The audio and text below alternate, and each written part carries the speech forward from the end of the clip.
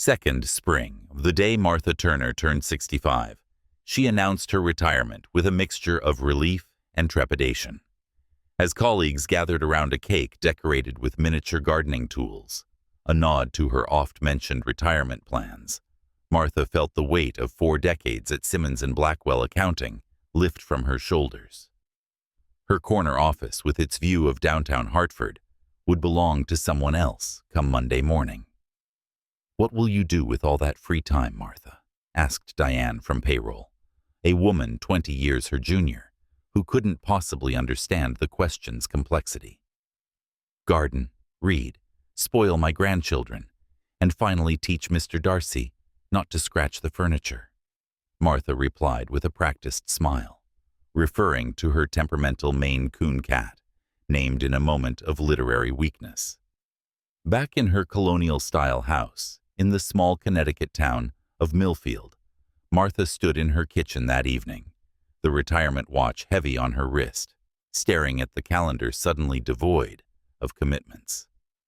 Her late husband, James, had been gone 7 years now. Her daughters, Catherine and Elizabeth, lived hours away with families of their own. The silence of the house seemed to mock her carefully laid plans. "From now on, life will just be quiet," she said to herself while looking at the photograph of her grandchildren. But life had different plans for Martha. The first month of retirement passed in a flurry of garden renovation and long-postponed home repairs. The second month dragged as summer heat made gardening unpleasant, and Martha found herself checking email for work messages that would never come.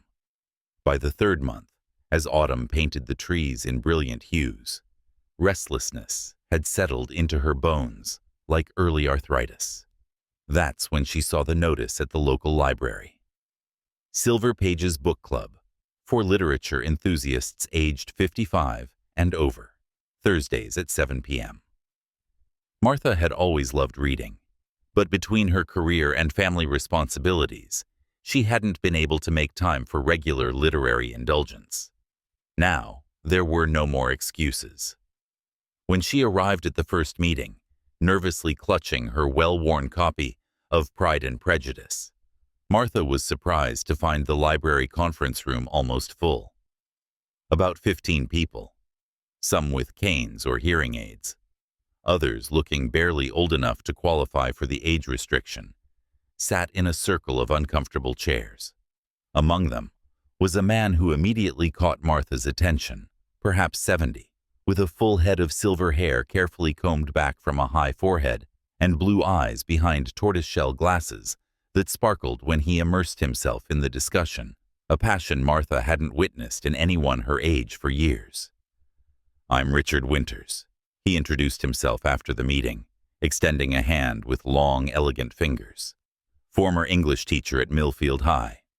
Your analysis of the social hierarchies in Austen's work was quite insightful." Martha found herself blushing like a schoolgirl. Martha Turner, former accountant with no literary credentials whatsoever. "Sometimes the most interesting perspectives come from outside academia," Richard replied. "Would you care to continue this discussion over coffee? The diner around the corner makes a decent cup and even better apple pie." From that unassuming beginning, a routine developed. Book club on Thursdays, followed by coffee with Richard, discussing everything from metaphors in Melville to the maddening plot holes in modern mysteries. Martha learned that Richard had lost his wife Sarah to breast cancer 5 years earlier. His only son lived in Seattle designing video games, calling dutifully every Sunday, but visiting rarely. Martha shared about her own loss, her late-in-life divorce 20 years ago, after discovering James's affair, raising 2 daughters alone while climbing the corporate ladder, and now watching them navigate their own complex lives from a distance that felt greater than mere miles. "Have you ever thought about it?" Martha asked one evening as they walked through the town square, fallen leaves crunching beneath their feet. "When we were young and imagined how our lives would turn out, did we ever guess we would be here? Alone, then somehow together, discussing British literature every Thursday night?" Richard's laugh, created a cloud in the crisp October air. Good Lord, no. I was going to be the next great American novelist, remember? Instead, I spent 40 years trying to make teenagers appreciate Shakespeare. He paused, his hand finding hers with a tentative touch. But thinking about it now, life takes us to the most unexpected places, doesn't it? Maybe that's the real adventure. Their relationship evolved with the deliberate pace of people who know the value of time. 6 months after they met, the book club organized an outing to the community theater's production of Romeo and Juliet. Martha had been hesitant.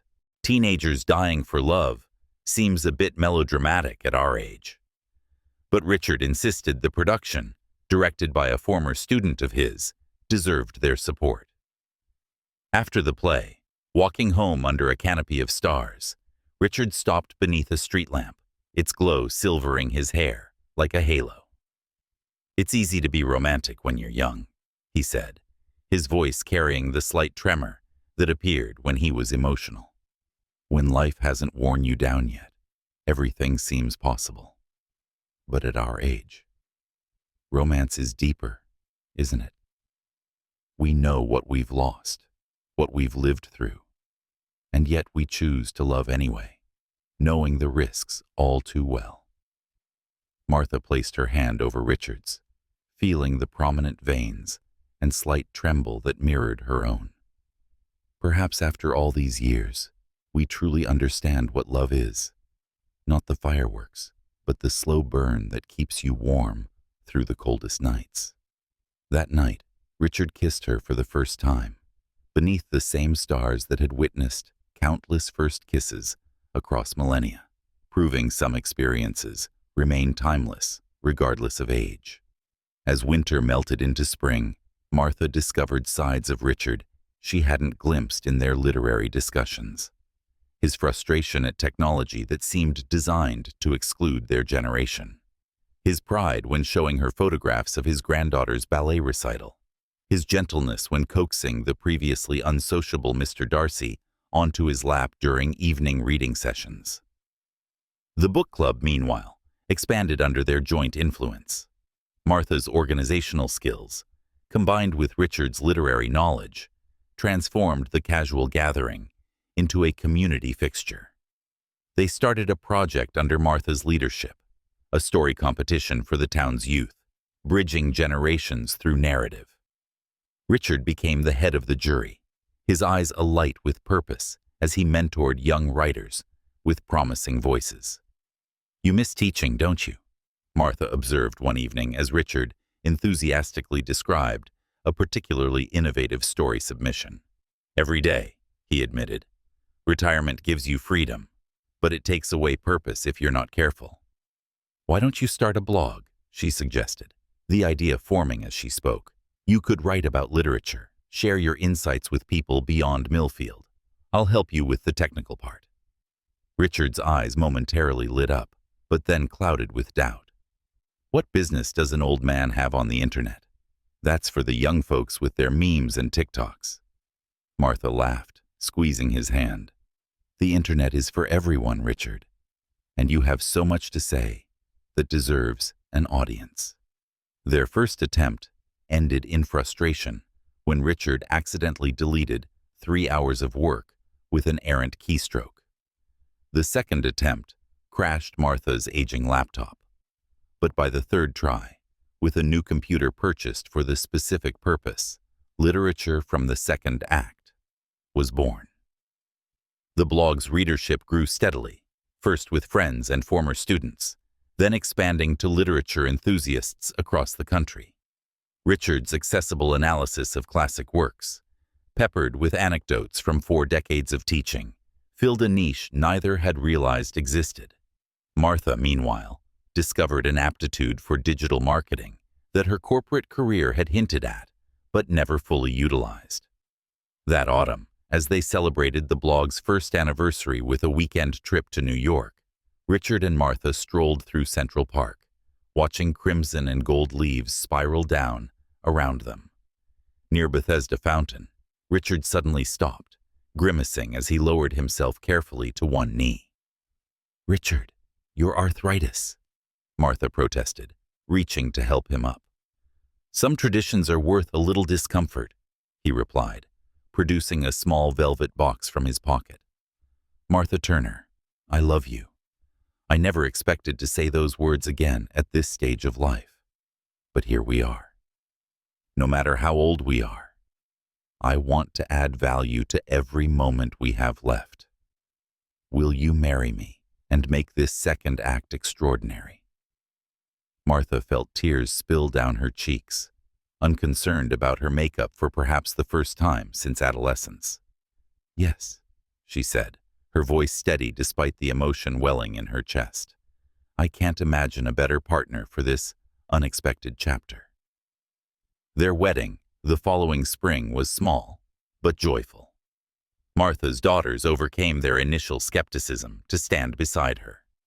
Richard's son flew in from Seattle with his family. The book club members filled 2 rows of the small chapel, some using walkers, others discreetly adjusting hearing aids to catch every word of the vows that acknowledged their past loves, while celebrating the unexpected gift of their present union. "I never thought I'd wear ivory at my age," Martha confessed to Catherine as they prepared in the church anteroom. "You look beautiful, Mom," her daughter replied, adjusting the small tiara of baby's breath in Martha's silver hair. "And happier than I've seen you in decades." In their second year of marriage, inspired by the success of Richard's blog and the community it had created, they launched a new project together. Silver Storytellers began as a simple YouTube channel where they read excerpts from classic literature, but quickly evolved into a platform where older adults shared their own life stories, wisdom, and perspectives with younger generations. Their first viral video featured an 85-year-old former civil rights activist sharing previously undocumented stories from the movement, garnering over 1 million views and attention from major news outlets. As their 3rd anniversary approached, Martha sat at their shared home office desk one evening, scrolling through comments on their latest video series about love and relationships after 60. "Richard, listen to this one. I'm 67 and lost my husband last year. I've been existing, not living, until I found your channel. Your stories gave me permission to imagine a future again. Thank you." Richard paused in his reading, removing his glasses to look at Martha with eyes that still held the same spark that had first drawn her to him at the book club. He reached across the desk to squeeze her hand. "Do you see? Life can be beautiful at any age. What matters is having courage and staying open to possibilities." Martha rose from her chair and moved around the desk to perch on the arm of his reading chair, resting her head against his as their hands intertwined, wedding bands gleaming in the soft lamplight. "And continuing to love," she whispered against his temple. "Despite everything, continuing to love."